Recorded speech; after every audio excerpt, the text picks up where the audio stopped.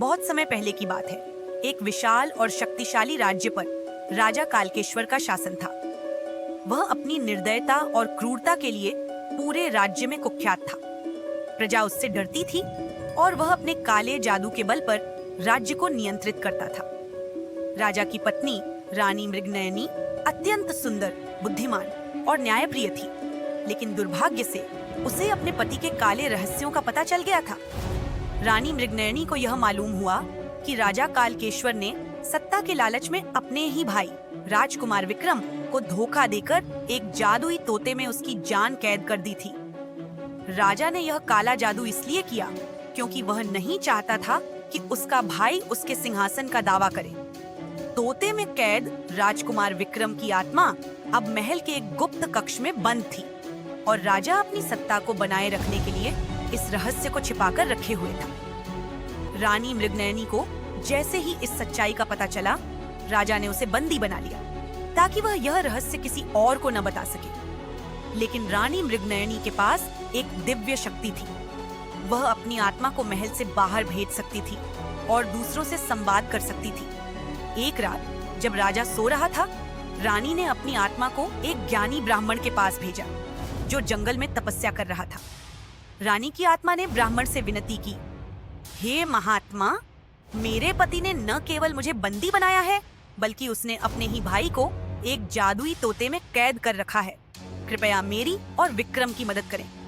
ब्राह्मण ने यह सुनकर सहायता का वचन दिया और जंगलों के रास्ते राजा कालकेश्वर के महल की ओर प्रस्थान किया।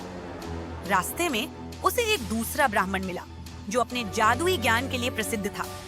उस ब्राह्मण ने ब्राह्मण को एक ताबीज दिया और कहा, यह ताबीज तुम्हारी सुरक्षा करेगा और तुम्हें क्रूर राजा के काले जादू से बचाएगा। इसके बिना राजा को हराना असंभव होगा। ताबीज लेकर ब्राह्मण राजा के महल में पहुंचा। महल में घुसते ही उसे वहां की काली शक्तियों का आभास हुआ, लेकिन ताबीज ने उसकी रक्षा की। ब्राह्मण ने रानी मृगनयनी से मिलने के लिए गुप्त रूप से महल में प्रवेश किया।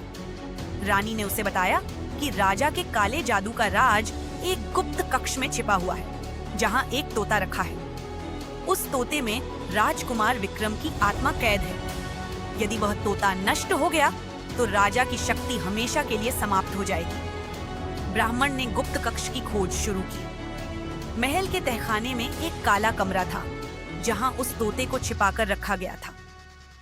राजा कालकेश्वर को जब ब्राह्मण की गतिविधियों का पता चला तो उसने अपने काले जादू से ब्राह्मण को रोकने की कोशिश की, लेकिन ताबीज ने ब्राह्मण की रक्षा की। ब्राह्मण ने जैसे ही उस कक्ष में प्रवेश किया, उसने जादुई तोते को देखा। राजा कालकेश्वर, जो अब भयभीत था, तुरंत कक्ष में आ गया और ब्राह्मण को चेतावनी दी, यदि तुमने इस तोते को छुआ तो मेरा क्रोध तुम्हें नष्ट कर देगा। लेकिन ब्राह्मण बिना डरे आगे बढ़ा और तोते को अपने हाथों में ले लिया। उसने अपनी दिव्य शक्तियों का उपयोग किया और तोते को मुक्त कर दिया।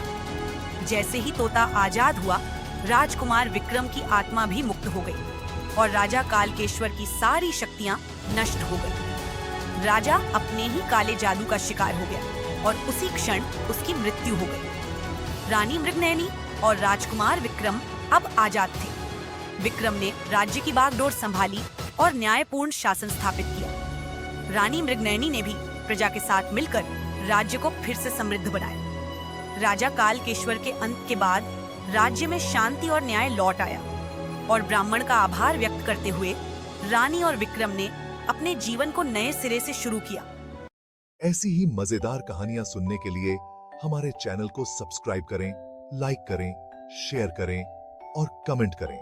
तो देर किस बात की, अभी सब्सक्राइब करें और कहानियों का मजा लें।